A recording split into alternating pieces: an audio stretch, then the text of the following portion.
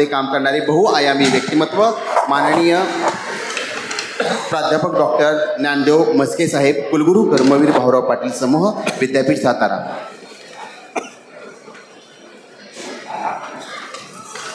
Phaltan education society Phaltan मोधोजी दिन आणि संस्थेचा 74वा वर्धापन दिन कार्यक्रमाचे अध्यक्ष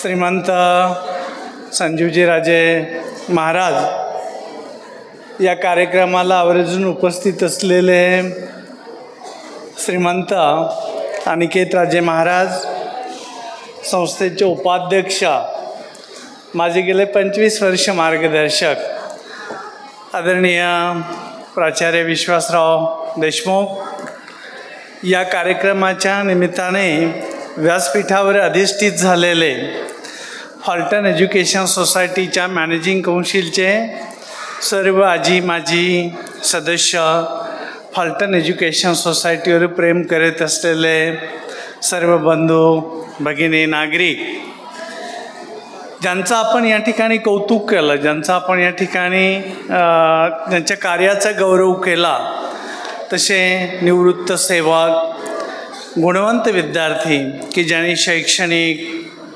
कला, क्रीडा या सर्व विभागामध्ये विशेष गुणवत्ता प्राप्त केलेली आहे, असे सर्व विद्यार्थी या कार्यक्रमाच्या निमित्ताने उपस्थित असलेले सर्व शाळांचे मुख्याध्यापक, त्यांचे सहकारी, महाविद्यालयाचे प्राचार्य, त्यांचे सहकारी आणि उपस्थित सर्व बंधू आणि भगिनींनो, मी प्रथमतः आपणा सर्वांना मनापासून अतिशय विनम्र असं अभिवादन करतो. ज्या राजपुरुषाने दक्षिण भारतातील हे एक सामाजिक बांधिलकी असलेलं संस्थान निर्माण केलं, ते श्रीमंत निंबराज महाराज यांच्यापासून तर कधी वनगोजी, कधी मालोजी, कधी मुधोजी आणि मध्ये वेगवेगळे नावं धारण करून जेवढ्या महाराजांनी या संस्थानाचं नाव संपूर्ण भारतभर अतिशय दैदिप्यमान केलं आपल्या कर्तृत्वाने, त्या सर्व 27 महाराजांना मी अतिशय विनम्र असं अभिवादन करतो. आताही 2 पिढ्या जे काम करत आहेत तालुक्यामध्ये, त्यांच्या प्रति कृतज्ञता व्यक्त करतो. या तालुक्याची जडणघडण होत असताना नाईक निंबाळकर या ब्रँड नेमनी जे काही काम केलेलं आहे, जे काही योगदान दिलेलं आहे, ते आपणा सर्वांना श्रुत आहे. मी पाहिलं की आपल्या विद्यार्थ्यांनी विशेषतः स्पोर्ट्समध्ये जी काही गुणवत्ता प्राप्त केली, त्या सर्व विद्यार्थ्यांचं मनापासून कौतुक. कलेमध्ये कुठे काही विशेषतः विद्यार्थिनींचं खूप कौतुक, खूप विद्यार्थिनी दिसल्या. शैक्षणिक बाबीमध्ये ज्यांनी गुणवत्ता प्राप्त केली त्या विद्यार्थ्यांचं कौतुक. संस्थेतील अनेक शिक्षक आणि शिक्षकेतर सेवक हे निवृत्त झालेले आहेत, पण त्यांनी जे काही आयुष्यभर संस्थेसाठी काम केलं, फलटण एज्युकेशन सोसायटीसाठी, तर राजे मुधोजी यांचं स्मरण करून त्यांनी जे काही योगदान दिलं, ते मुधोजी दिनाच्या निमित्ताने त्या सर्वांच्या प्रती कृतज्ञता व्यक्त करतो. 2 महाविद्यालय, इंजिनिअरिंग महाविद्यालय आणि मुधोजी महाविद्यालय यांनी नागमध्ये जी काही गुणवत्ता प्राप्त केली, A ग्रेड प्राप्त केली, तर प्राचार्य, कोऑर्डिनेटर, सर्व क्रायटेरियांचे प्रमुख आणि सर्व सहभागी शिक्षक, विद्यार्थी आणि मॅनेजमेंट यांचं मनापासून मी कौतुक करतो. मला याची कल्पना आहे की ती बाब केवढी अवघड आहे. ते आपण सर्वजण ध्येयाने प्रेरित होऊन काम करता, त्या सर्वांच्यासाठी मी म्हणजे आपल्या कार्याप्रती नतमस्तक होतो. मी इथे कुलगुरू म्हणून माझी ओळख करून दिली देशमुख सरांनी. मला मोठी ऑकवर्ड कंडिशन झाली. साऱ्या कुलगुरूंचे कुलगुरू इथे मुधोजी महाविद्यालयामध्ये आहेत. मी आजच्या दिनी इथे आलो आणि आदरणीय शिवाजीराव भोसले साहेब यांचं नाव घेतलं नाही तर ते अप्रस्तुत ठरेल. आणि मग त्या परंपरेमध्ये शिवाजीराव भोसले साहेब असतील, विश्वासराव देशमुख साहेब असतील, आजचे कदम साहेब असतील, माणसं तरी कसे आणि शब्द तरी कसे की मी शिवाजीराव भोसले साहेब असतील, देशमुख साहेब असतील, ही माणसं जेव्हा बोलत होती, जेव्हा सांगत होती, आम्ही ऐकत होतो, तेव्हा असं वाटायचं की अरे सरस्वती यांच्या इच्छेप्रमाणे यांच्या जिभेवर पदन्यास करते.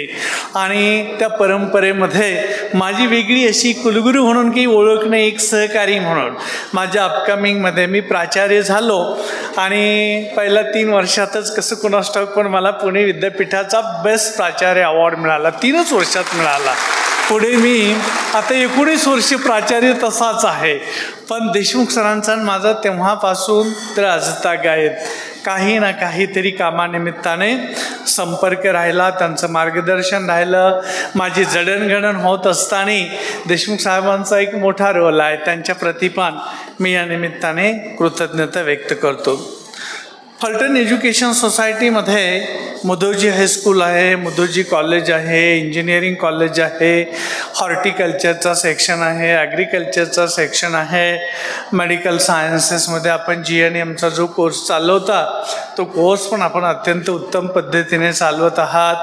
मी जे मुख्याध्यापक इथं आले, मुख्याध्यापिका, त्यांनी त्यांच्या युनिटमध्ये जी काही गुणवत्ता प्राप्त केली त्याने खरोखरच प्रभावित झालेलो आहे. आपण खूप चांगलं काम करता. मुळातच फलटणचं जे संस्थान आहे त्या संस्थांनी सामाजिक, शैक्षणिक, राजकीय, धार्मिक अशा साऱ्याच क्षेत्रामध्ये अतिशय भव्य दिव्य असं काम केलेलं आहे. म्हणजे ज्ञानेश्वर महाराजांचा अद्याप जन्म झालेला नव्हता, त्याच्या अगोदरपासूनच संस्थानामध्ये काही ना काहीतरी समाज उपयोगी कामाची मुहूर्तमेढ रोवलेली होती. पण त्यातली त्यात मुधोजी महाराजांनी शैक्षणिक कार्यामध्ये जी काही रुची दाखवली, मालोजी राजे यांनी जी काही उदार अंतकरणाने केवळ फलटण एज्युकेशन सोसायटी नाही, ज्या विद्यापीठाचा कुलगुरू म्हणून माझी ओळख करून दिली, मला आपण बोलावलं, तर या संस्थानाने काय दिलं नाही जनतेला. तुम्हाला सांगतो की राज्याला मला असं वाटतं की या संस्थानाने शहाजीराजेंची आई नाईक निंबाळकर कुटुंबातला, संभाजीराजांच्या आई नाईक निंबाळकर कुटुंबातला, जिजाऊ माईसाहेबांच्या आई नाईक निंबाळकर कुटुंबातला. आणि संस्थानाने जे काही काम केलं, तर जिथे मी कुलगुरू म्हणून काम करतो ती जी जागा आहे ती आम्ही अजूनही फलटण निवास असं म्हणतो किंवा फलटण लॉज असं आम्ही म्हणतो. आणि त्याच जागेवर कर्मवीरांनी छत्रपती शिवाजी कॉलेज असेल, Yashwantrao Chavan institute of science असेल, धनंजयराव गाडगीळ वाणिज्य महाविद्यालय असेल, आणि पहा मालोजी राजेंनी दानसुद्धा किती सत्पात्री दिलेलं होतं. हे 3ही महाविद्यालय युनिव्हर्सिटी ग्रँट्स कमिशनने, प्राचार्य महोदयांना मी मुद्दाम सांगतो, तिघांनाही पोटेन्शियल फॉर एक्सलन्सचा दर्जा दिलेला होता. ज्या 100 महाविद्यालयांना हा दर्जा मिळाला तो दर्जा या 3ही महाविद्यालयाला होता, एकाच कॅम्पसमध्ये. हे 3ही महाविद्यालय ऑटोनॉमस होते.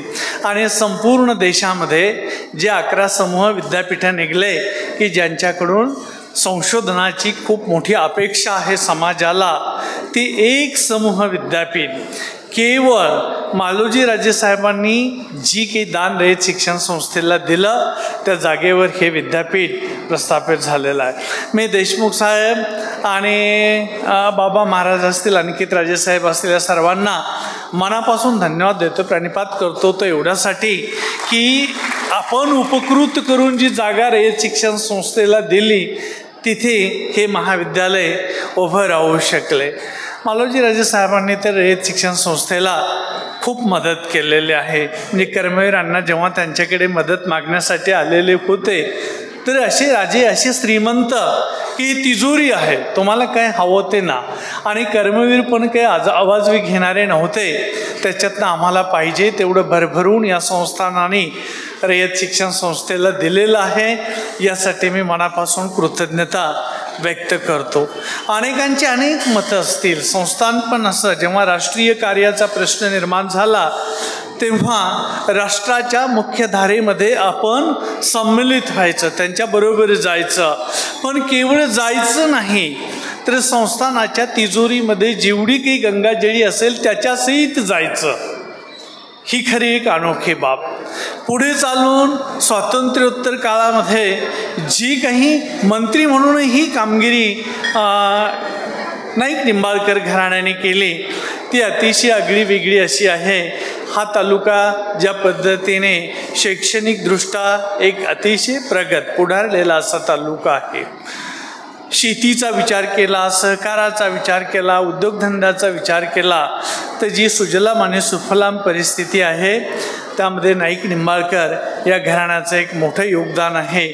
आणि त्या घराण्यातील मुधोजी महाराज यांचं संस्मरण करण्यासाठी, त्यांचं पुण्यस्मरण करण्यासाठी, त्यांच्या स्मृती जागवण्यासाठी आजच्या या दिनी आपण सर्वांचं कौतुक करण्यासाठी, कौतुक पाहण्यासाठी, अभिनंदन करण्यासाठी मला या ठिकाणी बोलावलं. यासाठी मी आपण सर्वांना मनापासून धन्यवाद देतो. मी आता पाहिलं की या ठिकाणी आपण सर्व शिक्षणामधली माणसं आहेत. आपल्याला माहिती आहे की मानवजातीचा प्रवास हा अज्ञान म्हणजे अगोदर मनुष्य हा प्राण्यासारखा जगत होता. अज्ञानातनं त्यांनी निरीक्षण केलं आणि निरीक्षण करून त्याला काही गोष्टीचं आकलन झालं. ते ज्ञान ज्ञानामध्ये ते ज्ञान आपणाला तुम्ही कुठेही जा जगभर जे फलटणमध्ये दिसेल ते साताऱ्यामध्ये दिसेल तेच उद्या आपण जर न्यूयॉर्कमध्ये गेलो तर ते सारखंच दिसेल. ते विज्ञान. आणि एकदा विज्ञान कळाल्यानंतर विज्ञानाचा माणसाच्या कल्याणासाठी उपयोग करायचं ते तंत्रज्ञान. आणि आपण आत्ता ज्या जमान्यामध्ये जगतो आहोत we are living in the age of science and technology. आपण विज्ञानाच्या आणि तंत्रज्ञानाच्या युगामध्ये जगत आहोत. अज्ञानाकडून ज्ञानाकडे, ज्ञानाकडून विज्ञानाकडे आणि विज्ञानाकडून तंत्रज्ञानाकडे आपला जो प्रवास झालेला आहे तो अतिशय दैदिप्यमान असाच आहे. मी येथील सारे शिक्षक बंधू भगिनी आणि सारे विद्यार्थ्यांना एक विनंती करेन की आपण अवतीभोवतीच्या एखाद्या दुसऱ्या घटकाने परिस्थितीने नाउमेद होऊ नका. केवळ 75 वर्षाच्या इतिहासामध्ये या देशाने विज्ञानामध्ये, तंत्रज्ञानामध्ये, ज्ञानाच्या विविध शाखांच्या मध्ये जी काही गरुड झेप घेतलेली आहे त्याने खरोखरच कोणालाही त्याचा अभिमान वाटला पाहिजे. आपण 1947 स्वतंत्र झालो. आपल्यानंतर 2 वर्षाने चीन स्वतंत्र झाला 1949 मध्ये. आणि दोन्ही देश गरिबीच्या इतक्या खाईमध्ये होते की खाण्याच्या अन्नासाठी यांना मोताद होते किंवा यांना खाण्याचं अन्न सुद्धा मिळणार नाही अशी एक परिस्थिती होती. तेच 2 देश आज जगाचे 5 मोठ्या ज्या इकॉनॉमीज आहेत त्याच्यामध्ये जाऊन बसलेले आहेत. आणि केवळ ते इकॉनॉमीमध्ये जाऊन बसले याचं फार कौतुक आपण करायचं असं नाही, पण त्यांनी संपूर्ण जग हे सुखाने नांदावं याच्यासाठी जे काही प्रयत्न केले, जे काही योगदान केले त्याची दखल घेऊन आपले विद्यार्थी, आपले शिक्षक, आपला समाज हितैषी घटक जे काही काम करत आहेत त्या सर्वांची आपण सर्वांनी दखल घेणं हे नक्की गरजेचं आहे. मी तुम्हाला एक मजेशीर बाब सांगू इच्छितो की आपल्या देशामध्ये सांगण्यासारखे काय होतं तर देशामध्ये काही होतं, पण महाराष्ट्रामध्ये सारस्वतामध्ये ज्याला ज्ञान म्हणता येईल अशी एकच बाब सांगण्यासारखी होती, ती म्हणजे ज्ञानेश्वर. आणि त्यावेळेला जगामध्ये विद्यापीठं निघलेले होते. म्हणजे ज्ञानेश्वर जन्माला येण्याच्या ऐवजी ब्रिटनमध्ये केम्ब्रिज पण निघलेलं होतं, हार्वर्ड पण निघलेलं होतं. 750 वर्षाच्या इतिहासामध्ये त्यांनी जे काही कार्य केलं त्याच तोलामोलाचं कार्य आपण केवळ 75 वर्षामध्ये करू शकलो. ही आपली जी क्रिया किंवा आपली जी क्रिया प्रणववृत्ती आहे याचं खरोखरच मनापासून आपण कौतुक झालं पाहिजे. 750 वर्षापूर्वीची विद्यापीठं आहेत ते काही ना काहीतरी करतीलच ना, पण 75 वर्षामध्येच आपण शिक्षणाच्या क्षेत्रामध्ये जे काही काम केलं ते भूषणावह असंच आहे. आपल्या वेळेला जे देश श्रीमंत झाले मग त्याच्यामध्ये पाकिस्तान त्याच वेळेला श्रीमंत झाला, नेपाळ असेल, श्रीलंका असेल, अफगाणिस्तान असेल, ब्रह्मदेश असेल, हे अवतीभोवतीचे देश. देशाची राजकीय परिस्थिती काय याचं पण आकलन करा की ब्रह्मदेश असेल, श्रीलंका असेल, पाकिस्तान असेल, आपल्या शेजारी सारे देश अजूनही राज्य कशा पद्धतीने चालवावं याच्यासाठी चाचपडत आहेत. आपण जगातील सर्वात मोठी लोकशाही चालवत आहोत आणि यशस्वीरित्या चालवत आहोत. कुठलीही व्यवस्था म्हटली की काही दोष असणारच. पहा, तुम्ही त्याच्याकडे दुर्लक्ष करून आपण ज्या पद्धतीने राज्यव्यवस्था चालवली यासाठी राजकीय क्षेत्रामध्ये काम करणारे ज्या व्यक्ती आहेत त्यांच्याप्रती सुद्धा कृतज्ञ असलं पाहिजे. कुठल्याही समाज व्यवस्थेमध्ये समाज एकदा सुज्ञ होतो म्हटलं की एक जर्मन तत्त्वज्ञ होते हेगेल नावाचे. त्या हेगेलने सांगितलं की प्रत्येक माणसाचं स्वतःचं जे मत आहे त्याचं स्वतःचं तो थेसिस असतो. उद्या एखाद्याला असं वाटेल की माझ्या नजरेतनं जग हे असं असावं, तो थेसिस. पण माझं सगळंच बरोबर कसं असू शकेल? माझं काही चुकीचं पण असेल तर माझ्या चुकांचं जे निरीक्षण करतात, विश्लेषण करतात, ते माझं जे मत आहे ते माझं थेसिस, आणि माझ्या मताचं जे काही परिशीलन करतात, विश्लेषण करतात ते अँटीथेसिस. आणि मग असं थेसिस आणि अँटीथेसिस असलं की आपल्यामध्ये वयाने ज्येष्ठ श्रेष्ठ देशमुख साहेब बसलेले आहेत की दोघांच्याही मतामतनं समाज पुढे जाण्यासाठी अधिक चांगलं काय आहे या मताचा पुरस्कार करायचा, ते सिंथेसिस. असं सिंथेसिस काही काळ राहिल्यानंतर सिंथेसिस हे पुन्हा एकदा थेसिस बनतं, विचार बनतं, आणि ही सायकल पुढे पुढे पुढे पुढे जाते आणि समाज अधिक सुज्ञ, अधिक प्रबुद्ध असा होत राहतो. समाज प्रबुद्ध करण्याचं, एखादा देश प्रबुद्ध करण्याच्या ज्या विविध बाबी आहेत त्याच्यामध्ये शिक्षण ही एक अत्यंत महत्त्वाची बाब आहे. शिक्षण ही एक अत्यंत महत्त्वाची बाब आहे. आणि शिक्षणामध्ये आपण काय करू शकू, नेमकं शिक्षणामध्ये आपण काय केलं पाहिजे हे आजच्या मुधोजी दिनाच्या निमित्ताने आपणापैकी प्रत्येकाने स्वतःला प्रश्न विचारायचा. What am I have to do for the education? आपण काय केलं पाहिजे शिक्षणासारखी? Where am I have to go? मला नेमका समाज कुठं न्यायचा आहे, आणि तो जिथे कुठे न्यायचा असेल त्याच्यासाठी मी काय कृती केली पाहिजे, हे शैक्षणिक स्पेअरमध्ये किंवा त्या वर्तुळामध्ये काम करणाऱ्या प्रत्येक व्यक्तींनी, शिक्षक बंधू भगिनींनी विचार करावा. किमान त्या दिशेने एक पाऊल पुढे टाकावं या दिशेने मी आपण सर्वांना विनंती करतो. मी जेव्हा विद्यार्थी होतो तर मी विद्यार्थी असताना ज्ञानाच्या कक्षा तशा फार मर्यादित होत्या. खूपच मर्यादित होत्या. मला अद्यापपर्यंत आठवतं की मी BScला असताना मला माल्थस नावाच्या शास्त्रज्ञाचा एक सिद्धांत आहे. तो सिद्धांत माझ्या एका शिक्षकाने समजावून सांगितला, आणि तो समजावून सांगितल्यानंतर त्या वयात सुद्धा सामाजिक बांधिलकीची जाणीव म्हणून मला एक रात्रभर जीव तळमळला किंवा झोप आली नाही. माल्थसचा सिद्धांत असा आहे, कुठलीही गोष्ट किती वेगाने वाढली की तिची माती होईल, आणि आपली जी काही लोकसंख्या आहे ती ज्या वेगाने वाढत होती तेव्हा तर ती 80 कोटीच होती, आता त्याचे डबल झालेली आहे. पण तरीसुद्धा माल्थसच्या सिद्धांताप्रमाणे 80 कोटी ही लोकसंख्या खूप मोठी वाटली, आणि ती म्हणजे कुठल्या पद्धतीने वाढणार आहे ते त्यांनी सांगितलेलं होतं. मला मोठं आश्चर्य वाटतं की एवढ्या वर्षानंतर मला एक आनंदाची बाब आपल्याला सांगायची की जगाची लोकसंख्या आणि कदाचित भारताची सुद्धा लोकसंख्या आता स्थिर झाली, आणि ती आता वाढणार नाही तर ती कमी कमी होत जाणार आहे. तो एक थ्रीशोल्ड आलेला आहे.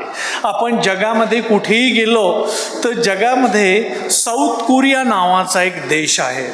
तर कुठल्याही देशामध्ये लोकसंख्या 2.2 या वेगाने वाढली पाहिजे. म्हणजे एका दाम्पत्याला 2.2 एवढी मुलं झाली पाहिजे, किंवा 10 दाम्पत्याला 22 मुलं झाली पाहिजेत. ही आपली साधारण एक अपेक्षा आहे. साऊथ कोरियामध्ये फक्त 67.67 एवढंच मूल आता एका दाम्पत्याला होतं. म्हणजे प्रत्येक दाम्पत्याला मूल होतंच असं काही नाही, एक सुद्धा मूल होत नाही. आणि तिथल्या मुलीने आता सांगितलं की तिथल्या मुलीने काय सांगितलं मी तुम्हाला सांगतो, यातनं आदर्श काही घेऊ नका. त्या मुलीने सांगितलं की मुली आम्हाला लग्नच करायचं नाही. आम्हाला पारतंत्र्य नको, आमची लग्न करण्याची इच्छाच नाही आहे. म्हणजे लग्न केल्यानंतर एक जोडीदार, मग तू आला कान, तू गेला कान, तू खाल्लं कान, तू पिला कान, तू काय केलं कान, ते कुठानेच नको, लग्न करत नाही. नाही बाई लग्न कर कर कर म्हणून पालकाने खूप आग्रह धरला. तर मग त्या मुलीने सांगितलं लग्न करणार पण मूल नाही होऊ देणार. त्या कटकटी मला नकोत, कारण मला करिअर करायचं आहे. अरे लग्न करणार आणि मूल नाही होऊ देणार तर मग मस्के सरांना काय फायदा नाही त्याचा. मी तर विनंती एवढ्यासाठी केली होती की मूल झालं पाहिजे, जगात माणसं निर्माण झाले पाहिजेत. त्या मुली म्हणतात की लग्न म्हणजे मूल नाही. बरं मूल होण्यापर्यंत मी समजावून सांगितलं की बाई होऊ दे मूल, हे आपण एवढं सारी प्रॉपर्टी कमावले, साऊथ कोरिया हा श्रीमंत देश, हे कोणी खायचं, कुणाला द्यायचं आम्ही हे नेऊन. म्हणून मग ते मुलींनी सांगितलं लग्न करते, मूल होऊ देते, पण पॅरेंटेज मी एकटी करणार नाही. मुलाचे डायपर बदला, त्याला बाळारे करा, हे मी नाही करणार. ते त्यांनी अर्ध मी अर्ध. इथपर्यंत त्या देशामध्ये आता मुली येऊन ठेपल्या. इथे मी पाहत होतो की मुलींनी कशामध्ये गुणवत्ता निर्माण केले. स्कॉलरशिपच्या दोन्ही छोट्या मुली माझी नजर आता शोधते, ते पुढे बसतात. एकीला तर 288 गुण आहेत. तर ही मुलगी जेव्हा मोठी होईल उद्या, तर मी जेव्हा लग्न केलं तेव्हा परिस्थिती अशी होती की पुरुष बऱ्यापैकी शिकलेले होते. म्हणजे पुरुष बॅग घेऊन ST स्टँडवर असायचे. आम्ही सर्वांनी STने प्रवास केला. आणि मिसेस मागे ते मोल, तिची ती पर्स असली तर पर्स, नाहीतरी काहीतरी घेऊन असं चित्र असायचं ST स्टँडवर. आता चित्र दिसल का मॅडम एकदम टिपटॉप असतील आणि त्यांना आता सर कोणी म्हणाल का नाही ते काही मला सांगता यायचं नाही. तर त्यांना ते लहान मूल घेऊन त्याचा शेंबूड पुसावा लागेल, त्याचे डायपर बदलावे लागतील. अशी एक वेळ आता मुलांनी आणून ठेवलेली आहे. माझी विनंती आहे सर्व मुलांना की जरा थोडंसं गुणवत्तेच्या क्षेत्रामध्ये, मी अनेक ठिकाणी जातो, स्पोर्ट्समध्ये तरी मुलं असतात. माझ्या सुदैवाने म्हणा दुर्दैवाने म्हणा इथं स्पोर्ट्समध्ये मुलीच दिसल्या, शैक्षणिक गुणवत्तेमध्ये मुलीच दिसल्या आणि साऱ्याच प्रकारच्या गुणवत्तेमध्ये मुले दिसल्या. मुलींचं अभिनंदन करतो आणि मुलांना प्रोत्साहन देतो. मुलींना एक विनंती करतो, उद्या आपल्याला चांगले मिस्टर पाहिजेत का नको? घरी आपला जो दादा आहे त्याला सांग जरा अभ्यासाला लाग बाबा तू आता. म्हणजे रोडवर किती काळ फिरणार. आपल्याला उद्या आपल्यापेक्षा बुद्धिमान मुलाशी लग्न करायची वेळ आली तर जमेल का आपणाला? केवढी मानसिक वंचना होईल. अशा मुलाबरोबर आपण लग्न करायचं का नाही? त्याच्यामुळे दादाला पण जरा अभ्यासाला प्रोत्साहन आपण सर्वांनी करायचं. आणि जग बदललेलं आहे. बदललेल्या जगामध्ये आता परवलीचे शब्द काय आहे ते मी आपणाला सांगतो.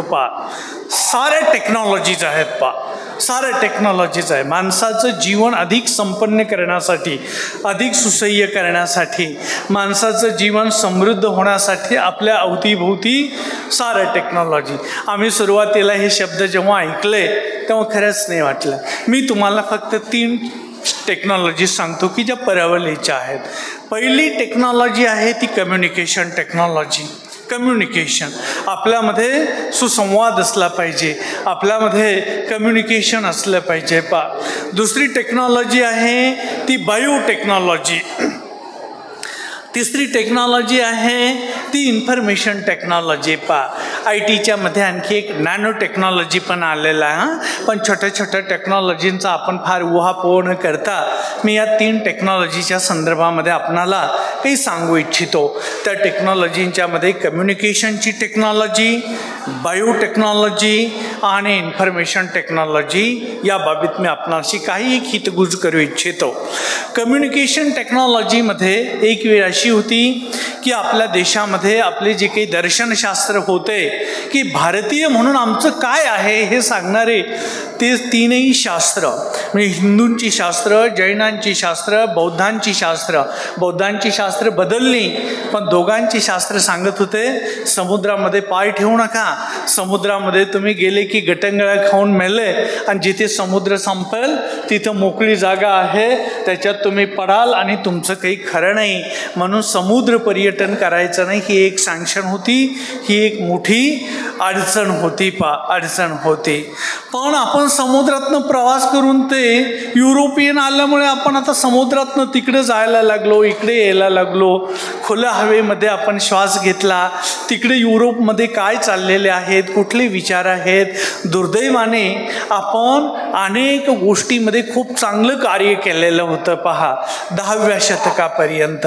पण 10व्या शतकाच्या नंतर काय घडलं मला माहिती नाही. आपण नको त्या गोष्टीमध्ये खूप गुंतून पडलो. भौतिक विज्ञानामध्ये आपण लक्ष घातलं नाही आणि आपण जगाच्या मागे मागे चाललो.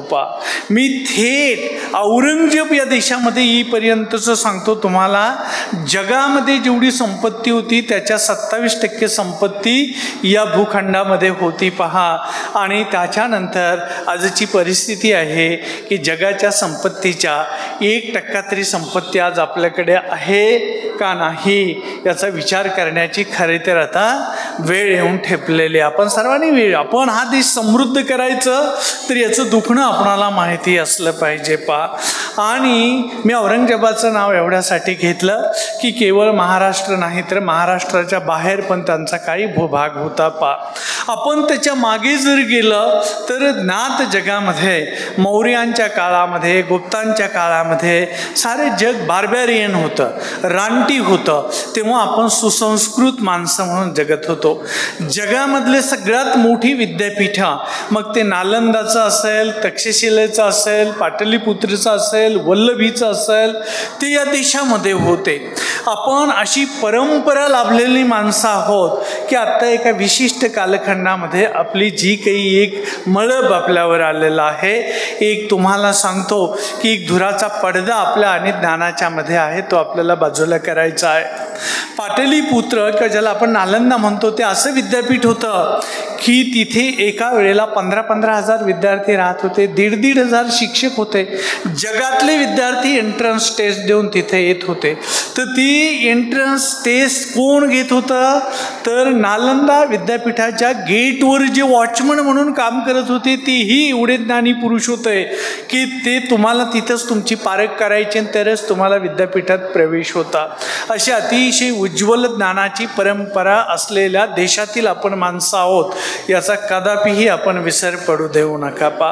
तक्षशिला असाल किंवा मी आपल्याला मुद्दाम सांगू इच्छितो आजचं जी पाकिस्तान आहे त्या पाकिस्तानमध्ये सुद्धा ज्ञानाच्या ज्या काही शाखा विस्तारलेल्या होत्या याचं म्हणजे मोहेंजोदरो असेल, हरप्पा असाल, त्या सर्वांचं संस्मरण करणं आपणाला आजच्या या दिनाच्या निमित्ताने गरजेचं आहे. इन्फॉर्मेशन टेक्नॉलॉजीच्या मध्ये सुरुवातीच्या कालखंडामध्ये दळणवळणाची जी साधनं आहेत ती निर्माण झाले.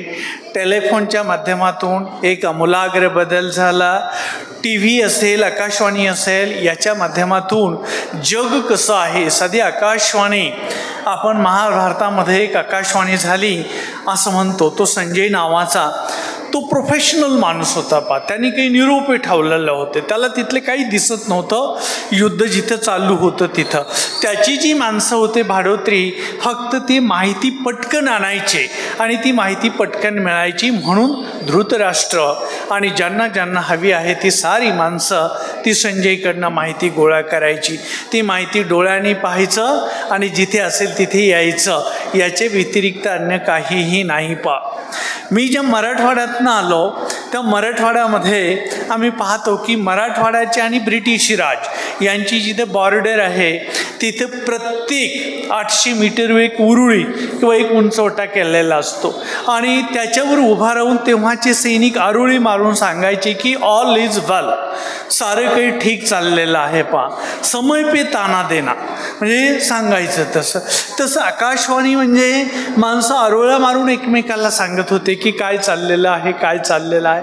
कल्पना करा की तशी आरोळी देण्याच्या ऐवजी पहिल्यांदा जेव्हा रेडिओ आला असेल तेव्हा केवढा मोठा आमूलाग्र बदल झालेला असेल माणसाच्या याच्यामध्ये. TV आल्यानंतर म्हणजे माझ्या पिढीने तर सुरुवातीला ब्लॅक अँड व्हाईट TV पाहिला. तर तो पाहिल्यानंतर जेव्हा पहिल्यांदा मला क्लिअर कट आठवतं मी लोणंदला नोकरीला असताना TV घेतला आणि एकतर त्याला सारख्या मुंग्या यायच्या, म्हणजे त्याची जी काही बँडविड्थ होती ती मॅचच व्हायची नाही. तरी पण रोनाल्ड रेगन नावाच्या अमेरिकेचे अध्यक्ष होते, त्यांना त्या टी व्हीवर पहिल्यांदा बघितलं आणि त्या टी व्हीवर रात्रीच्या वेळेला जगातल्या ज्या फिल्म्सला ऑस्कर अवॉर्ड मिळालेले आहेत त्या फिल्म दाखवल्या जायच्या. आत्ता तर आपण कधीही बघतो. आम्ही त्या फिल्म रात्री 3 वाजता उठून बघायचो. मी त्यातली त्यात डान्सिंग विथ द वुल्व्स नावाची एक फिल्म होती, ती फिल्म मी एकदा बघितली. मला खूप मोह होता की पुन्हा ती बघायची. त्या फिल्ममध्ये जे काही म्हणजे कथित केलेलं होतं नोमॅन्स लँडबद्दल, तर मला मोठी उत्सुकता, पण मला नाही पाहता आली तेव्हा. ती केव्हा पाहता आली तर आता स्टिक फायरच्या माध्यमातून मला ती पाहता आली. पहा पुन्हा कम्युनिकेशन सायन्सेसमध्ये जी काही माध्यमं आले त्या माध्यमातून माणसाचं जीवन आमूलाग्र बदललं. आणि केवळ आता याच देशामधला नाही तर संपूर्ण जगातल्या मानवजातीचा प्रवास कशा पद्धतीने झालेला असेल, तो इजिप्तमध्ये नाईल नदीच्या काठावर कसा जगला असेल, तो गंगा नदीच्या खोऱ्यामध्ये कसा जगला असेल, तो भूमध्य समुद्र जो आहे त्या भूमध्य समुद्राच्या अवतीभोवती जे देश आहेत, मग त्याच्यामध्ये रोम असाल, इटली असेल, ग्रीस असाल, मोरोक्को असाल, इजिप्त असाल, यांची रहनसहन कसे असेल, मला अद्यापपर्यंत कधी कळायचं नाही की वाङ्मयामध्ये जुन्या लिखाणामध्ये पहा 2 ठिकाणी 2 स्त्रियांनी हतबलता म्हणून आपलं मूल नदीमध्ये सोडून दिलं. पहा, एक स्त्री होती ती कर्णाची आई कुंती, सर्वांना माहिती आहे, तिने आपलं मूल नदीमध्ये सोडलं. लग्नाचं काय करायचं, लिगॅलाइज कसं करायचं मूल. दुसरी अशीच एक बाई तिकडे होती इजिप्तमध्ये, फॅरोची बहीण होती, तिने आपलं मूल नदीमध्ये सोडलं, ते सापडलं. ते मला मोठं आश्चर्य वाटायचं की नदीत कशाला सोडायचं, तर नदी जीवन देते, एक संकेत आहे. पहा, पण मग जगात इतरत्र कुठं मूल नदीत सोडलेलं नाही. पण मला अन्य एक बाब कधी समजली नाही, ती अशी की नोहाची नौका, नोहाला कोणी सांगितलं जलप्रलय होणार आहे, ते पाणी नेमकं आलं कुठून, ते पाणी गेलं कुठं नंतरच्या कालखंडामध्ये, नोहाने एवढी मोठी नौका बांधली कशी, ती तरंगत तरंगत कुठून कुठं आली. आता पहा की जे काही कम्युनिकेशन सायन्सेसमध्ये वेगवेगळी पुस्तकं मला उपलब्ध झाली, त्याच्यामध्ये मला जी बाब सांगितली ती मी आपणाला मुद्दाम सांगू इच्छितो. आपणाला अटलांटिक नावाचा महासागर माहिती आहे. अटलांटिक महासागराच्या आपण जर पूर्वेकडे आलो तर 2 खंड आहेत पहा, युरोप आणि आफ्रिका नावाचा. पूर्वी हे युरोप आणि आफ्रिका नावाचे खंड जोडलेले होते. आफ्रिकेचं उत्तरेकडचं जे टोक आहे मोरोक्को आणि युरोपचं दक्षिणेकडचं जे टोक आहे की ज्याला आपण स्पेन पोर्तुगाल म्हणतो, तर ते जोडलेलं होतं. पण अटलांटिक महासागराच्या ज्या काही लाटा होत्या ते आदळून आदळून आदळून तिथे जी चिंचोळी पट्टी होती ती पट्टी तुटली आणि त्या पट्टीच्या अलीकडे पूर्वेकडे जी जमीन होती ती समुद्र सपाटीच्या खाली होती. अटलांटिकची जी उंची आहे त्याच्या खाली होती. आणि मग हे सारं पाणी हे जिथे आज भूमध्य समुद्र आहे तिथे आलं. पा इजिप्तमध्ये जी नाईल नदी आहे तर भारतातल्या साऱ्या नद्या एकत्र केल्या तर त्यांच्यातनं जेवढं पाणी वाहतं तेवढं एकटा नाईलमधनं वाहतं. 100 नाईलमधनं जेवढं पाणी वाहेल तेवढं पाणी अटलांटिकमधनं त्या समुद्रधुनीमधनं भूमध्य समुद्र जिथं आहे तिथे वाहिलं. आणि मग एवढं पाणी वाहून आल्यानंतर ते जमीन जिथे होती, जिथे खोलगा होता, तो भरत भरत भरत चालला. सुरुवातीला मस्के सरांना वाटलं गळ्यापर्यंत पाणी येईल, पण कसलं गळ्यापर्यंत, डोकावून गेलं, खेड्याहून गेलं. मग तिकडे आपण शिखर शिंगणापूरच्या डोंगरावर गेलो, तिथे पण गेलं. आणि मग मस्के सरांची म्हणजे नोहाची जी बोट होती ती शिखर शिंगणापूरवरनं तिकडे पलीकडे आता सह्याद्रीच्या घाट माथ्याला गेली. सह्याद्रीचा घाट माथा म्हणजे आजचा शिनाई पर्वत आपण ज्याला म्हणतो किंवा इस्रायलचा जो किनारा आहे तिथपर्यंत आली. आणि तिथपर्यंत आल्यानंतर त्या गोलन हिल्सवर येऊन ती नोहाची नौका थांबली. नोहाच्या नौकामध्ये सांकेतिकरित्या का होत नाही, माणसाची जोडी होती, हरणांची जोडी होती, कबुतरांची जोडी होती, कोणाकोणाच्या जोड्या होत्या पहा. आणि त्याने पुन्हा जेनेसिस झालं किंवा ही सगळी जीवसृष्टी जी आहे ते पुढे मार्गाला लागली. हे शक्य झालं केवळ कम्युनिकेशन सायन्सेसच्या माध्यमातून. जगातलं ज्ञान, जगातली रहनसहन जेव्हा आपल्याला समजली तेव्हा हे माहिती झालं. मी आपणाला बायोटेक्नॉलॉजीच्या माध्यमातून सांगतो की बायोटेक्नॉलॉजी माझा विषय बायोलॉजी आहे. मी इथे आता जेव्हा सारे मुलं होते तेव्हा त्यांच्या चेहऱ्याकडे बघत होतो. काही मुलं मुली हे गोल तोंडाच्या आहेत, चौकोनी तोंडाच्या आहेत, त्रिकोणी तोंडाच्या आहेत. मला मोठं आश्चर्य वाटलं. तर हे कसं ठरवतं, कोण ठरवतं हे? एखाद्याला गोल तोंड द्यायचं, एखाद्याला चौकोनी तोंड द्यायचं, एखाद्याला त्रिकोणी तोंड द्यायचं.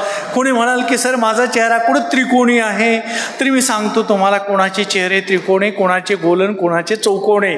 तर कंपासमध्ये एक कर्कटक असतं. ते कर्कटक बरोबर आपल्या नाकावर ठेवायचं आणि ते कर्कटक फिरल्यानंतर आपले हे 2 फ्रंटल बोन, कपाळाचे हे 2 उंचवटे आणि गालाचे 2 उंचवटे, याला स्पर्श करून ते कर्कटक जातं. दाढी आतमध्येच राहते. ह्या 4 बिंदूंना जर स्पर्श करून ते कर्कटक गेलं तर ते चौकोनी चेहऱ्याचे पोरं. जर समजा ह्या 4ही बिंदूंना हनुवटीला सुद्धा स्पर्श केला तर ते गोल चेहऱ्याचे. आणि काही जण असे आहेत की ज्यांचे फक्त कपाळाचे 2 बिंदू आणि दाढीचा बिंदू, त्यांचा हा इथला जो पोर्शन आहे चिकबोन तो आतमध्ये असतो, ते त्रिकोणी चेहऱ्याचे. आणि कुठलाही माणूस, मी शिक्षक असल्यामुळे मला अनेकांची नावच आठवत नाहीत, पण नाव आठवलं नाही की बिघडत नाही. माणूस आपल्या ब्रेनवर इम्प्रिंट होतो ना, तो त्याच्या चेहऱ्याची ठेवण कशी आहे, त्याच्या बोनची ठेवण कशी आहे याच्यावरनं. आणि कोण ठरवतं? तर जीन ठरवतात. 5 जीन. मस्के सरांचे केस असे राट कसे, यांचे कान असे इथं जोडलेले कसे, नाक असं कसं, डोळे इतके बारीक का, ओठ इतके बारीक का, मला अनेक क्युरी आहेत माझ्या दिसण्याबद्दलच्या. तर याचं कारण आहे माझा gene. Gene is to generate. आपणापैकी प्रत्येकजण जिथे मी आत्ता जसा दिसतो तर याचं जीन आहे.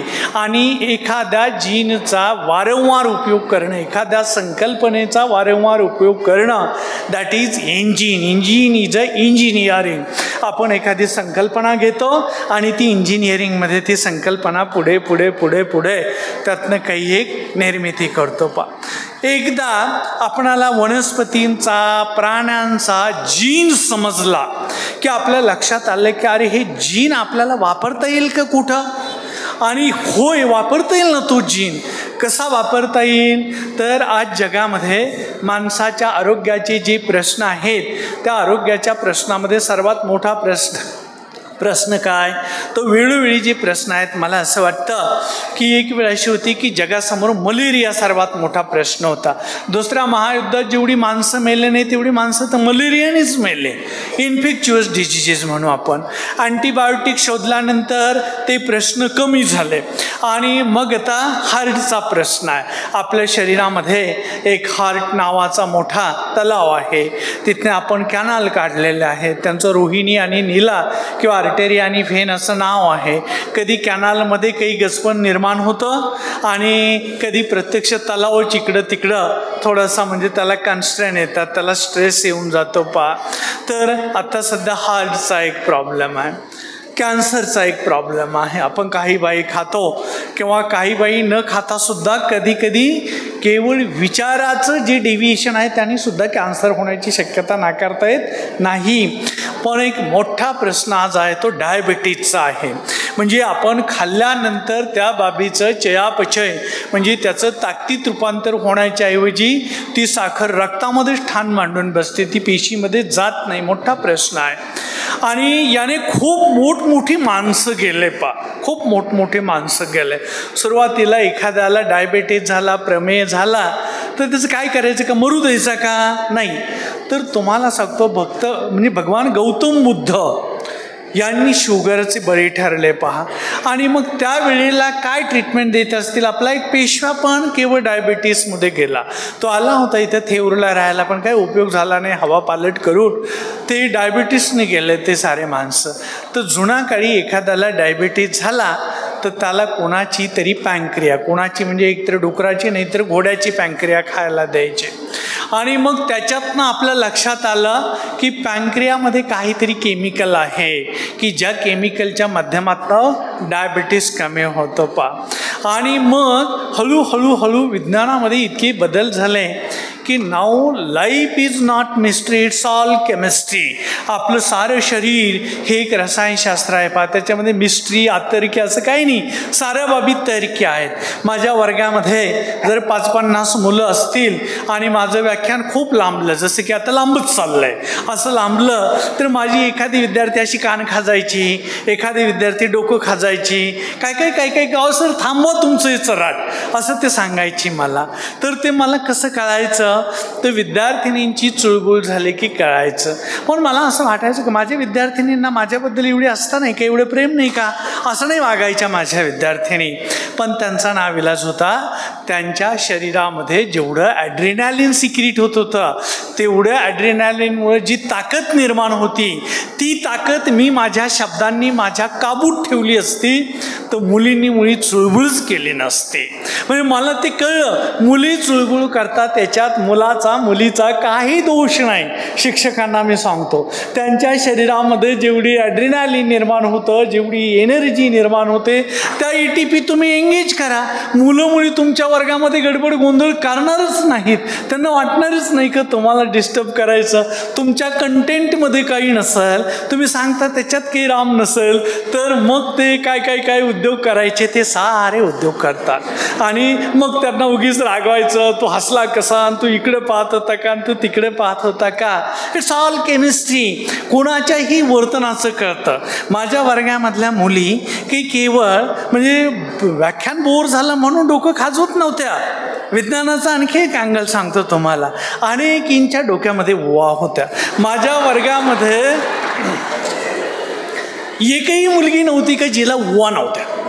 आणि माझ्यासहित सर्व विद्यार्थ्यांना वा पडलेल्या होत्या, सर्वजण त्रस्त होते. आता इथे माझ्या वयाची जी माणसं आहेत त्यांना याचा थोडाफार तरी अनुभव असेल. पण विज्ञानामध्ये मॅलॅथिऑन नावाचं एक केमिकल शोधून काढण्यात आलं. या मॅलॅथिऑन नावाच्या केमिकलमुळे आता 1 रुपयामध्ये लायसिल आहे, कोणाच्याच डोक्यात वा नाहीत. मी एक संशोधनाचा प्रकल्प घेतला होता, माझ्याबद्दल सांगण्यात आलं की मी पक्षी निरीक्षण करतो, पण मी उवांच्यावर पण एकदा काम करायचं ठरवलं. कारण उवा, कोंबडीवर उवा असतात, म्हशीवर उवा असतात, गाईवर उवा असतात आणि मग मटण कमी मिळतं, दूध कमी मिळतं, ह्याच्यावर म्हणून मला उवांचं संशोधन करायचं होतं. तर अगोदर म्हटलं आपल्या अनेक मुलीं अंडरवेट आहेत, स्टार्व्ड आहेत, कुपोषित आहेत, तर त्यांच्या डोक्यात उवा तर नाहीत ना.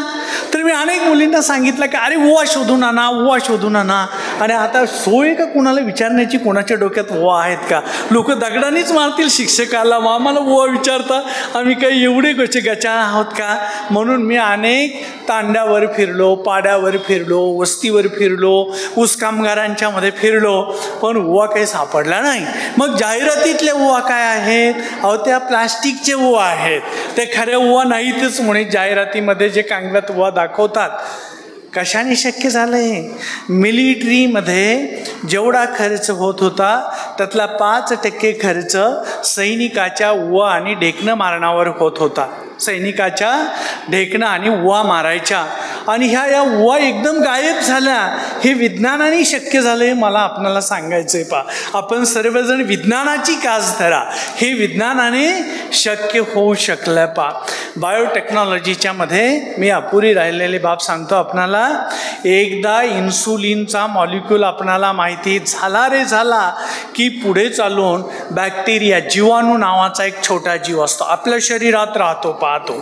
आणि हा जो जीवाणू आहे, तर या जीवाणूला कळत नाही लोकांचं काय ना आपलं काय. आपल्याला कळतं, जे आपलं आहे तो आपला जीन, आणि जे लोकांचं आहे ते माझ्या शरीरात टाकू नका, तो अँटीजीन.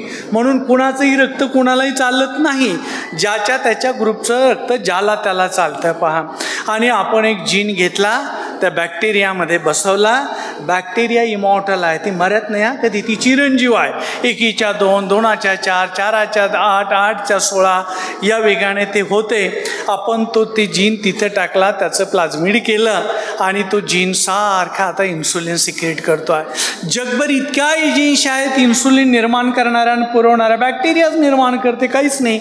मग इन्सुलिनचा जो खर्च आहे तो खर्च केवळ आहे ट्रान्सपोर्टेशनचा. म्हणजे हे औषधाचे दुकानदार त्याचं जे ट्रान्सपोर्टेशन वितरण करतात त्याचा खर्च आहे.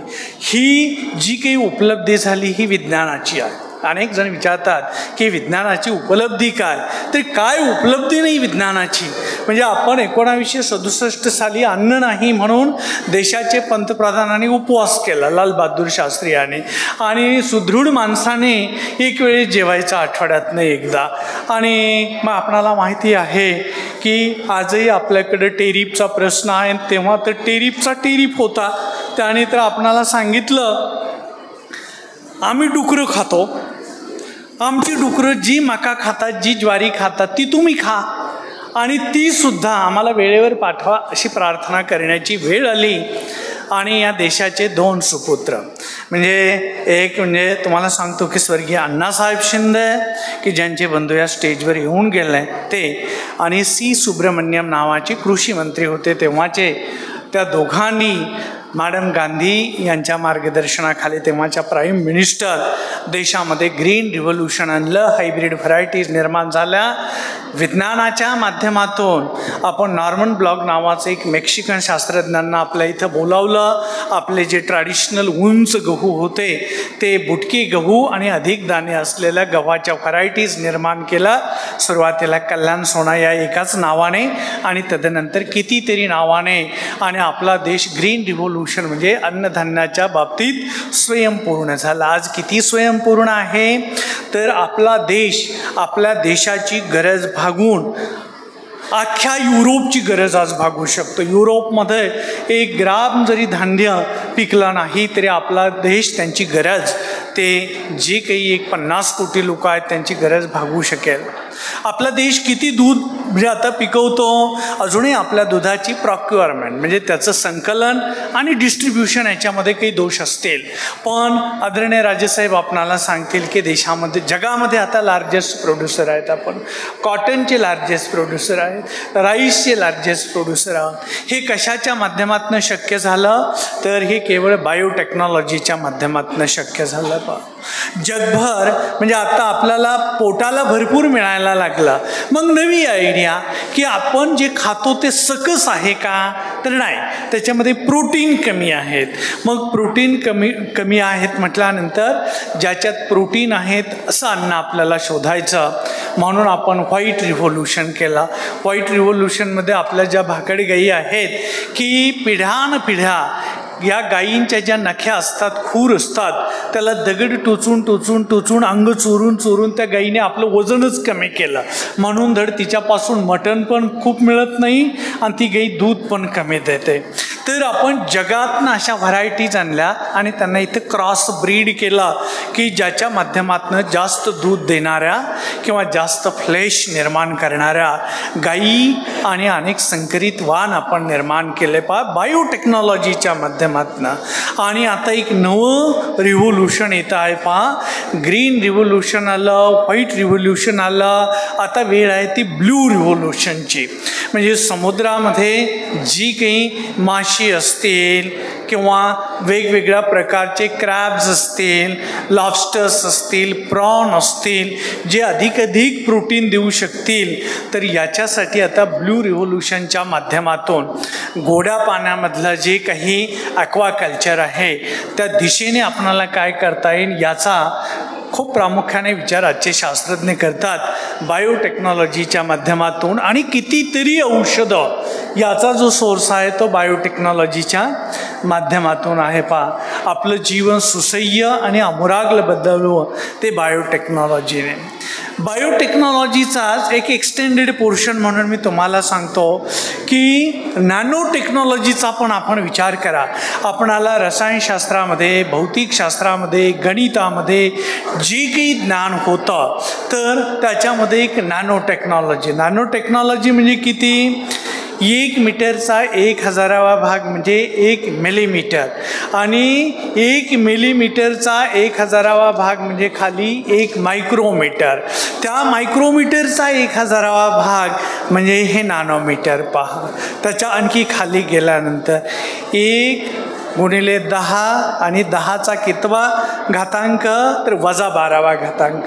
एवढा छोट्या पार्टिकल्सवर आपण काम करतो आणि या नॅनो टेक्नॉलॉजीच्या माध्यमातून आता इथे ज्यांनी आपली अँजिओप्लास्टी केलेली असेल, कोणीतरी केलेलीच असेल, त्यांना भीती असेल आपल्या या पाईपलाईनचं काय होईल पुढं, तर काही होणार नाही आहे. आता नॅनो पार्टिकलच्या माध्यमातून तुमच्या या साऱ्या पाईपलाईनमध्ये कुठे काही अडथळे निर्माण झाले असतील तर या नॅनो पार्टिकलच्या माध्यमातून ते कशी काढून घेता येतील याचं संशोधन सध्या सुरू आहे. एक आशेचा किरण आहे. आता मी आज जो ड्रेस घालून आलो तर हा मला उद्या बदलावा लागेल, कारण याच्यावर धूळ बसाल, तुम्हाला बरे वाटणार नाही. मी काही फार चोखंदळ माणूस नाही, पण तुम्हाला बरे वाटावं म्हणून मला तो बदलावा लागेल. पण रोज ड्रेस धुवायचा म्हणून जाता येता मिसेस म्हस्के माझ्याकडे काही बरे बघत नाही. माझा मी धुतो म्हटलं तर धुवू देत नाही आणि मी तो खूप खराब केला म्हणून माझ्याकडे काही बऱ्या बघत नाहीत.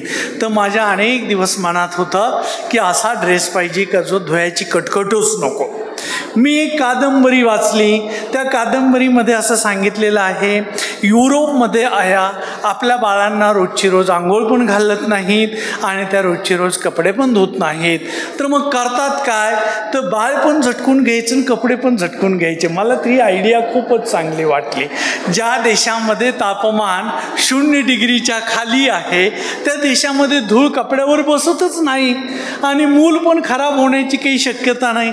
तिथं मी एका अमेरिकन विद्यापीठाबरोबर काम करत होतो, सालिसबरी नावाच्या. ती मुलं माझ्याकडे पक्षी बघायला यायचे. एकदा मी ज्या निवासामध्ये राहत होतो त्यांनी विनंती केली की सर आम्हाला तुमच्या बरोबर राहायचं. तर राहा बाबांनो म्हटलं. तर ते माझ्यात राहिले आणि सकाळी उठले तर तिथं मी ज्या कॅम्पसमध्ये राहत होतो तिथं नारळ होते. त्यांनी ते नारळ फोडले आणि ब्रश न करताच ते खायला लागले नारळ. पहाटेच, एवढ्या पहाटे ते नारळ. मला मोठं आश्चर्य वाटलं की अरे ब्रश न करता. तर ते अनेक जण अशा भागातून आलेले होते की सकाळी ब्रश करण्याची गरजच नाही आहे. म्हणजे त्यांच्या देशामधलं टेम्परेचर इतकं कमी आहे की तोंड खराब होण्याची शक्यता फार कमी. आपल्या देशामध्ये टेम्परेचर असल्यामुळे आपल्या तोंडात काही ना काहीतरी प्रक्रिया होते म्हणून आपल्याला सकाळी उठलं की ब्रश न करता काही करायचं नाही. पण त्यांच्या देशामध्ये ते शक्य नाही. तोंडाच्या ब्रशचं नाही शक्य झालं, पण कपड्यांचं शक्य आहे. आता नॅनो पार्टिकलच्या माध्यमातून असं कापड आता मार्केटमध्ये येईल. झटकलं की काम संपलं. त्याला धुवायचं पण नाही आणि त्याला इस्त्री पण करायची नाही. माझ्या डोक्यामध्ये एक विचार आला, जर असं कापड मार्केट आलं तर फलटणची नगरपालिका राजे गेले 30-35 वर्ष त्याला एक दिशा देतात. मी लोणंदला होतो तेव्हा राजेंची ओळख तशीच झालेली होती. तर काय म्हणजे किती पाणी जात असेल कपडे धुण्यावर याचा आपण विचार करा सर्वजण. तेवढं पाणी वाचेल ना देशाचं. तेवढं पाणी वाचलं तर ते पाणी अन्य बाबीसाठी आपणाला सहजपणे वापरता येईल. नॅनो पार्टिकलच्या माध्यमातून आता जी विमान आहे ते इतकं जड असतं की त्याच्यासाठी किती इंधन लागतं त्याचा विचार केला तर उद्या जर समजा नॅनो पार्टिकल कार्बन ट्यूबचं जर स्केलेटन विमानाला आलं तर त्याचं इंधन खूप कमी होणार आहे. एक ना अनेक बाबी. कॉस्मेटिक्समध्ये एकदा आपण एखादी क्रीम लावली, मी लावत नाही हा क्रीम कधी, तुम्हाला सांगतो कॉस्मेटिक्सच्या जगामध्ये फार प्रभावित होऊन जाऊ नका. तुम्ही कॉस्मेटिक्समुळे कोणाचा रंग बदललेला नाही. मी जेव्हा कॉलेजला होतो तेव्हा लक्स नावाची साबण आली. मी थोडासा चौकस विद्यार्थी असल्यामुळे लक्स या शब्दाचा अर्थ काय आहे ते लॅटिनमध्ये बघितला. तर लॅटिनमध्ये लक्स म्हणजे आरपार दिसतं. माझ्या अंगावर काटा उभा राहिला का आपण लक्स लावलं आणि आरपार दिसायला लागलो तर किती वाईट. आपलं हार्ट दिसतंय, आपलं लिव्हर दिसतंय, आपलं स्प्लीन दिसतंय.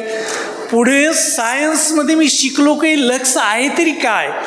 तर लक्समध्ये जे केमिकल आहे ते केमिकल आपल्या कातडीचं इन्फ्लमेशन करतं, दाह करतं आणि ते दाह झाल्यामुळं कातडीकडं जास्तीचा रक्तप्रवाह होतो. म्हणून आपली कातडी थोडीशी त्याला काय म्हणतो आपण, ग्लेअर होते किंवा त्याला थोडीशी चमक येते, ब्लू होते.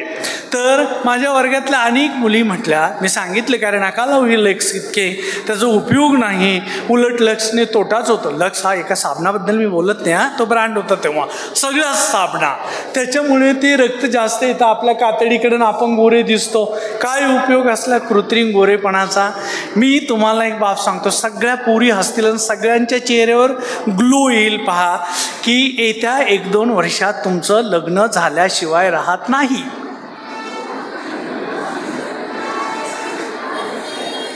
एवढं जरी वर्गामध्ये म्हटलं, जर माझी BSc मुलगी असली की ती लग्नाला इच्छुकच असते, तिचा चेहरा लगेच ग्लो ऑफ होऊन जातो.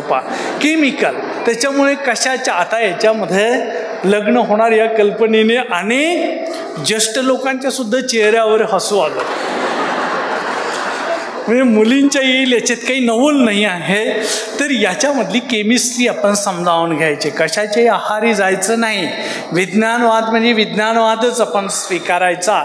आणि आत्ता तरी पण तुम्हाला वाटतं ना, आता लावलं पाहिजे कॉस्मेटिक्स, तर असं कॉस्मेटिक्स येणार आहे, आज लावलं का पुन्हा आठवड्याभर गरजच नाही. ते नॅनो पार्टिकलच्या माध्यमातून, बायोटेक्नॉलॉजीच्या माध्यमातून आता असं कॉस्मेटिक्स मार्केटमध्ये येईल की ती बॅक्टेरिया आपण चेहऱ्याला लावली की तुमच्या चेहऱ्यावरच्या ज्या मेलेल्या पेशी आहेत, जे डेब्रिस आहे, ते सारे डेब्रिस त्या बॅक्टेरिया खातील. आता आपण सारेजण एवढं सगळे प्रयत्न करतो कशासाठी, तर पोटासाठी दाही दिशा आम्हा फिरविशा जगदिशा. मी या पोटाला विचारलं, तुला पाहिजे तरी काय नेमकं, तर पोटाने सांगितलं काय पाहिजे ते.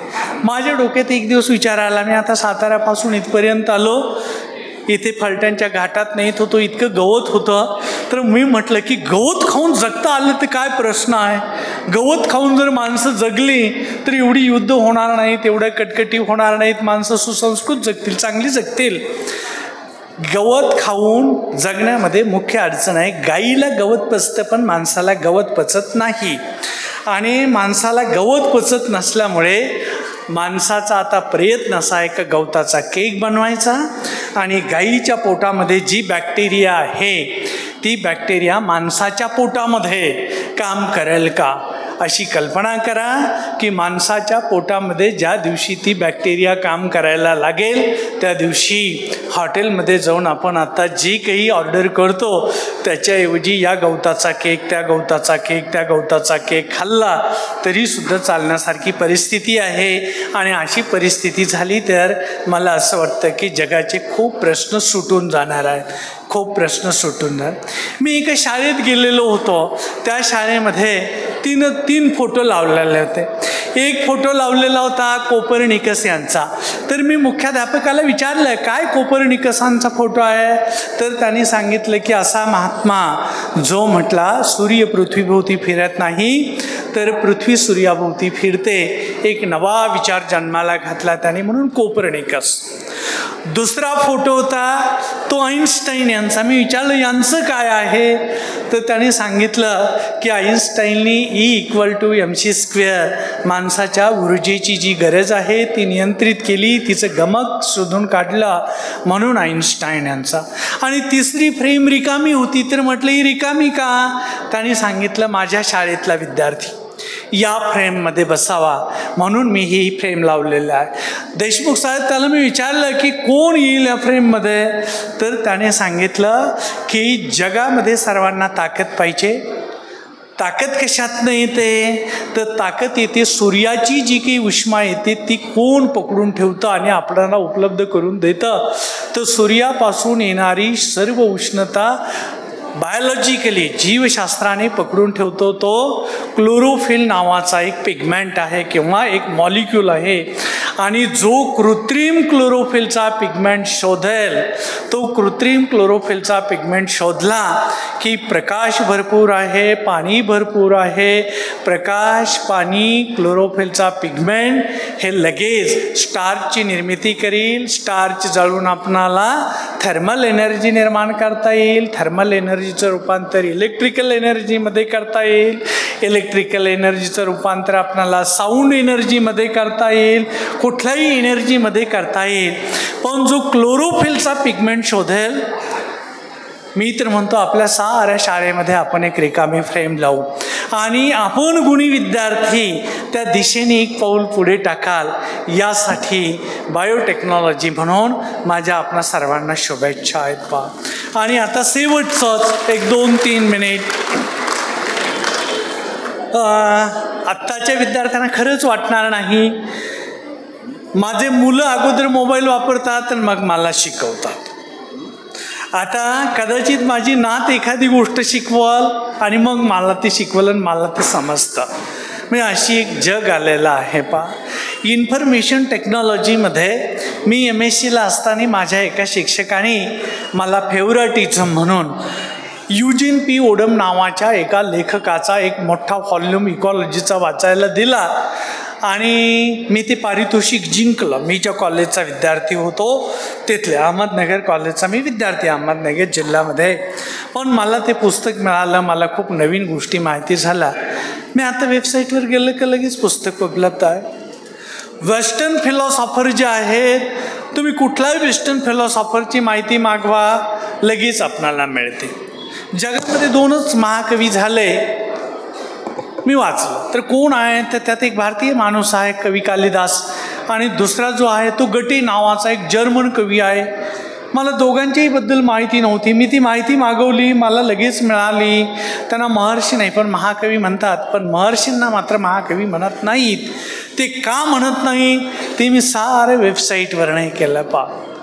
विज्ञान आणि तंत्रज्ञानाच्या युगामध्ये जेव्हापासून संगणक आलं, संगणकाच्या माध्यमातून ज्ञानाची जी काही देवाणघेवाण झाली, ती ज्ञानाची देवाणघेवाण ज्या वेगाने झाली तर सुरुवातीला माहिती मिळायला लागली, नंतर माहितीचा स्फोट झाला आणि आता तर माहितीचा विस्फोट झाला. गमतीने म्हणून माझे एक शिक्षक सांगायचे की मस्के काल संध्याकाळी आपण ज्ञानी मनुष्य होतो. म्हटलं होतो सर, पण आज सकाळी झोपेतनं उठल्यानंतर एवढं संशोधन होतं, एवढी नवी माहिती येते की कालच्या ज्ञानाच्या आज सकाळी दुप्पट ज्ञान आहे, तर आपण आज सकाळी अर्धवट होण्याची शक्यता नाकारता येत नाही. एवढा ज्ञानाचा विस्फोट झालेला आहे पा. आणि या ज्ञानाचा विस्फोट झाल्यानंतर सारे सांगतात की मोबाईल खेळू नको, TV पाहू नको. माझी आपणाला विनंती आहे की ती दुधारी शस्त्र आहे हे खरं, पण सारे इलेक्ट्रॉनिक्स गॅजेट्स जे आहेत ते वापरायला शिका. तुम्ही मोबाईल नीट वापरायला शिका, तुम्ही नीट म्हणजे तुमचा TV असेल तो नीट वापरायला शिका. त्याच्या माध्यमातून आपल्याला नक्की काय मिळवायचं आहे याचा विचार करा. आणि ज्ञानाचा जो महाविस्फोट झाला कशाच्या माध्यमातून, इन्फॉर्मेशन टेक्नॉलॉजीच्या माध्यमातून. मी इथे सर्व जे शिक्षक बंधू भगिनी आहेत त्यांना एक विनंती करतो की आपण सर्वजण, संगणक हे काही साध्य नाही, ते साधन आहे, पण संगणक या साधनाचा उपयोग केल्याशिवाय आपले जे काही साध्य आहे, मग ते कशातही असू द्या, ज्ञानाच्या क्षेत्रात असू द्या, विज्ञानाच्या क्षेत्रात असू द्या, तंत्रज्ञानाच्या क्षेत्रात असू द्या, त्याच्यामध्ये ते शक्य होत नाही. विशेषतः इंजिनिअरिंग कॉलेजमधले माझे जे शिक्षक बंधू भगिनी आहेत त्यांना ही बाब लगेच कळेल की संगणक हे असं साधन आहे आजच्या युगाचं की ज्याच्या माध्यमातून आपणाला हवं ते साध्य मिळवता येईल. म्हणून आपण त्या दृष्टीने त्याच्यामध्ये जी काही नवी बदल होत आहेत, रयत शिक्षण संस्थेने तर आता रयत शिक्षण संस्थेचे चेअरमन आदरणीय दळवे साहेब यांनी रयतच्या सर्व शाखांच्यामध्ये इंटरॅक्टिव्ह पॅनल्स आपण आणलेलं आहे. इंटरॅक्टिव्ह पॅनल्सच्या माध्यमातून आपण विद्यार्थ्यांना शिकवतो आणि जी गोष्ट आपण 2 मितीमध्ये शिकवत होतो बोर्डवर फिगर काढून, ती आता एकदा इंटरॅक्टिव्ह पॅनल आहे की यूट्यूबवरनं सरळ तुम्ही त्याला लाईव्हच दाखवून टाका, त्याला ते अधिक चांगल्या पद्धतीने समजायला पहा. मग डीप लर्निंगचं सायन्स असेल, मशीन लर्निंगचं सायन्स असेल, क्वांटम फिजिक्सचं सायन्स असेल, किंवा आता आर्टिफिशियल इंटेलिजन्स, म्हणजे आता आपण जो विचार करतो असाच विचार अनुभवाने स्वयंप्रज्ञेने काही नाही, माणसाच्या बुद्धिमत्तेला काही कुठं जाणार नाही पहा. तर स्वयंप्रज्ञेने संगणक पण करायला लागलं, त्या AI चा वापर असेल, या सर्व बाबी आपण आत्मसात कराव्यात. माझे शिक्षक बंधू भगिनींना विनंती आहे की कालौघामध्ये जे काही बदल होतात विज्ञानामध्ये आणि तंत्रज्ञानामध्ये, हे बदल विद्यार्थ्यांच्या पर्यंत नेऊन पोहोचवणं आणि आपला विद्यार्थी उद्याचा एक अतिशय म्हणजे सुदृढ होलिस्टिक डेव्हलपमेंट झालेला नागरिक म्हणून घडवण्याच्या कामी जर आपण एक पाऊल पुढे टाकलं तर तीच खरी श्रद्धासुमने होतील श्रीमंत मोधोजीराजे महाराजांच्यासाठी, श्रीमंत मालोजीराजे महाराजांच्यासाठी. पुनश्च एकदा म्हणजे ज्यांच्या संस्कारामध्ये माझी जडणघडण झाली ते आमचे प्राचार्य विश्वासराव देशमुख साहेब यांच्या प्रति मनापासून कृतज्ञता व्यक्त करतो. नाईक निंबाळकर राजे ज्याच्यामध्ये आदित्य बाबा महाराज आहेत, अनिकेत राजे महाराज आहेत, त्यांना प्रति कृतज्ञता व्यक्त करतो, धन्यवाद देतो की मला एका अतिशय अनोख्या कार्यक्रमाच्या निमित्ताने या ठिकाणी येता आलं. रयत शिक्षण संस्थेचं जे विद्यापीठ आहे कर्मवीर भाऊराव पाटील विद्यापीठ, ते महाराजांच्या जागेमध्ये आहे, म्हणून त्यासाठी पुनश्च एकदा मनापासून त्यांना धन्यवाद देतो, कृतज्ञता व्यक्त करतो आणि थांबतो. धन्यवाद सर. आपण आपला अनमोल वेळ देऊन अभ्यासपूर्ण असे मार्गदर्शन केलेत. श्रीमंत मालोजीराजे आणि कर्मवीर भाऊराव पाटील यांच्या ऋणानुबंधापासून प्रगत तंत्रज्ञान ते कृत्रिम बुद्धिमत्तेपर्यंतची आपण आम्हाला माहिती दिलीत. 21व्या शतकापर्यंतच्या ज्ञानाचा बदलता प्रवासही आपण नमूद केलात. अध्यात्म ते तंत्रज्ञान आणि तंत्रज्ञानाची समाजहितासाठी, जीवन सुसह्य करण्यासाठी कसा उपयुक्त आहे हेही आपण नमूद केले.